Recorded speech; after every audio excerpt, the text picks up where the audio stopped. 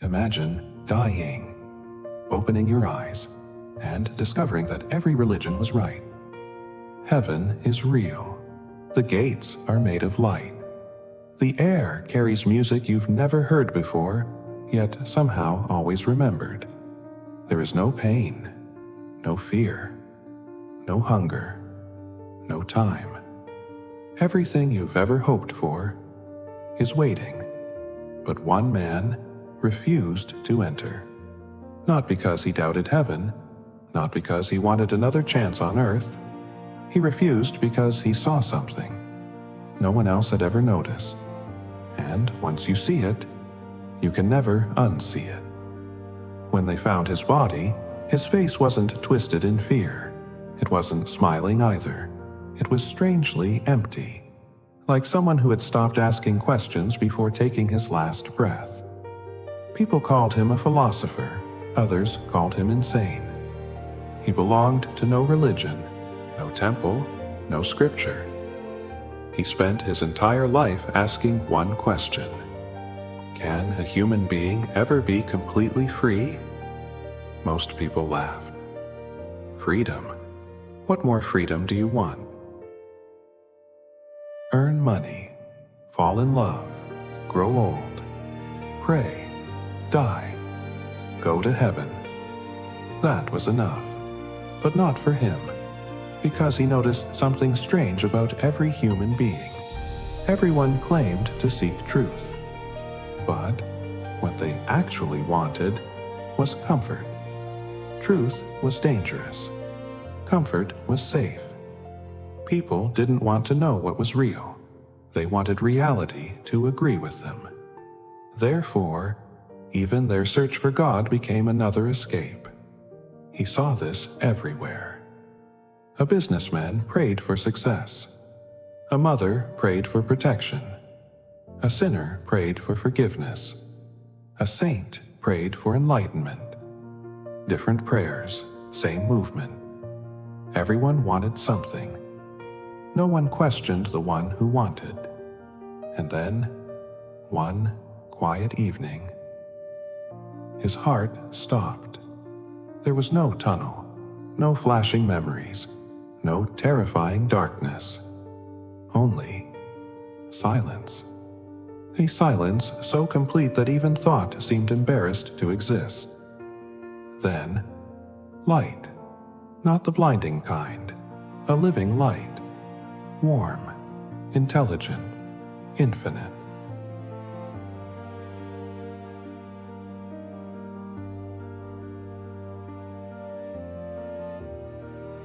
It didn't shine on things. It seemed to shine from everything. The silence became music. The music became space. The space became heaven. The gates stood before him, not made of gold. Gold suddenly looked childish. These gates were made of something no language could describe: beauty itself. And standing there were people. Some called them angels. Others might call them enlightened beings. Their faces carried no age, no history, only peace. One of them smiled. Welcome. No judgment, no questions, no list of sins. Only welcome. The gates opened by themselves. Beyond them, everything the human heart had ever dreamed. Children reunited with parents, old lovers embracing, friends laughing again, mountains that glowed from within, rivers that sang, gardens impossible for earth. Every flower seemed alive with intelligence. Every breeze felt like forgiveness. And somehow, everyone looked exactly as they wished to look. Young, healthy, radiant.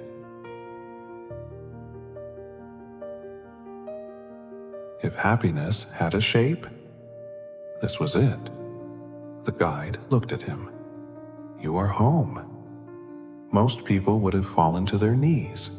Most people would have cried. Most people would have thanked God forever.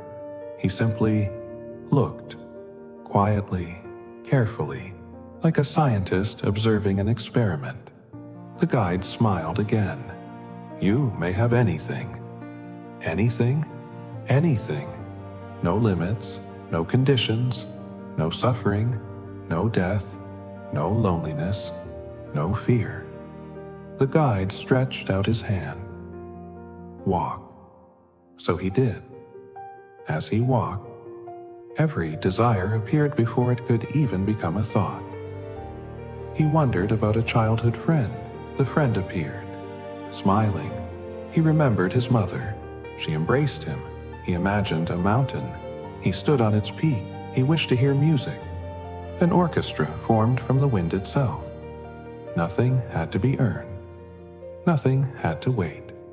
Every wish, instantly complete. Heaven knew him better than he knew himself. Days passed, or centuries. Time didn't exist here. And yet, something impossible began happening. A tiny feeling, so small, most people would never notice it. A whisper beneath perfection. He couldn't name it. He watched everyone. They laughed. They celebrated. They explored endless beauty. But as he observed more carefully, he noticed a pattern. Every face glowed with joy, until a new desire appeared. Then joy disappeared, only to return when that desire was fulfilled. It happened instantly, almost invisibly, yet it happened again and again and again. He stopped walking. The guide noticed. "Is something wrong?" He didn't answer. Instead, he asked his first question. "What happens here when there are no more desires?" The guide remained silent. For the first time, heaven did not answer immediately, and in that silence, a crack appeared. Not in heaven, in the man who was looking at it. The guide didn't answer, not because he couldn't, but because there was nothing to say. The silence itself was the answer. The man looked around once more. He saw endless joy, endless beauty, endless fulfillment. Yet beneath it all, he saw movement. Tiny, invisible, constant. A wish, then fulfillment. Another wish, another fulfillment, another experience, another delight. The cycle never ended. Not because heaven was imperfect, but because the one experiencing it still existed. He whispered, "So, desire survives death." The guide lowered his eyes. The man continued, "And if desire survives, then so does fear." The guide looked confused. "There is no fear here." The man smiled gently. "Not yet." He pointed toward a child chasing butterflies made of light. "That child runs because running is enjoyable." He pointed toward musicians creating melodies no human ear had ever imagined. "They play because music delights them." He pointed toward families embracing after lifetimes apart. "They cling because memory still matters." Then he turned back. If all of that disappeared, would they still be at peace? The guide remained silent. Because heaven had fulfilled every desire, it had never asked what remained. When desire ended, the man walked farther. Everywhere he looked, he saw identities. The artist, the mother, the king, the saint, the lover, the seeker. No one suffered, but everyone was still someone. Then a realization struck him with the force of lightning. His entire life, human beings had believed the opposite. They thought suffering ended because circumstances changed. But suffering was never born from circumstances. It was born from the one who was constantly becoming. Become richer, become wiser, become enlightened, become worthy, become immortal, become heavenly. Even heaven was another destination, another achievement, another reward. The final chapter of becoming. He laughed, not because it was funny, because it was astonishing. The game had continued after death, only the scenery had changed. Earth had pain, heaven had pleasure, but both revolved around the same center. I. The guide finally spoke. You have found what very few notice. The man looked into the guide's eyes. What happens if I refuse? The question echoed across the endless sky. No soul had ever asked it. Refuse? Who refuses eternity? Who refuses perfect happiness? Who refuses God? The guide answered quietly. You may leave. Leave? Where? There is nowhere. Then what remains? The guide's voice became softer than silence. What has always been. The man closed his eyes. For the first time, he wasn't searching, not for truth, not for enlightenment, not even for freedom. Every search had ended. Every conclusion fell away. Every belief, gone. Every memory, gone. Even the beautiful experience called heaven. He released. Then he looked one last time at the gates. They were magnificent. Perhaps more magnificent than words could ever describe. But now, he saw something he hadn't noticed before. The gates had never been locked. Only desire had kept them standing. Without desire, there was no entrance. There was no exit. There was no heaven to accept or refuse. Only the mind, creating another destination. The guide asked one final question. Are you certain? The man smiled. It was the first genuine smile since his death. As long as there is someone to enter heaven, there is still separation. As long as there is someone seeking eternity, there is still time. As long as there is someone becoming perfect, there is still fear. I don't want another world. I don't want endless pleasure.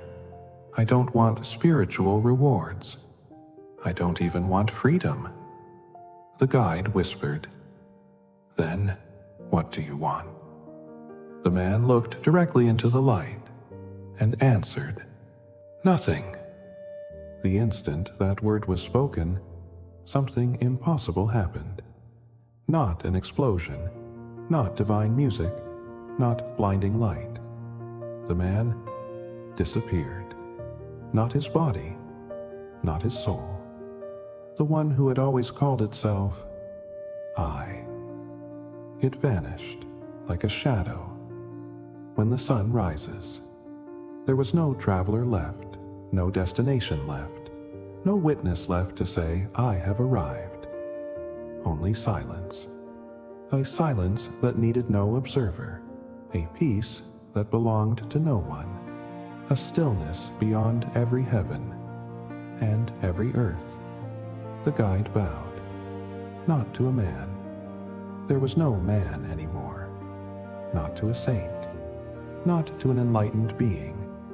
He bowed to the ending of the one who had always been searching. Years later, on earth, religions still promised heaven. Philosophers still argued about truth. People still feared death, still chased success, still prayed for better tomorrows, still searched for somewhere else. Perhaps that That is why almost everyone dreams of entering heaven, and almost no one asks, who is the one that wants to enter? Because maybe the greatest prison was never hell. It was the one who hoped to escape it, and perhaps the man never refused heaven at all. He simply refused to carry himself into eternity. So, before you spend your entire life trying to reach paradise, ask yourself one question. If every desire inside you suddenly disappeared, would you still be looking for heaven? Or would heaven become unnecessary? If this story disturbed you, good. The deepest truths rarely comfort us at first. I'd love to know what this story made you think about. Share your thoughts in the comments. I'll be reading every one. And if you're ready to explore what lies beyond belief, beyond fear, and beyond the known, subscribe to The End of the Known.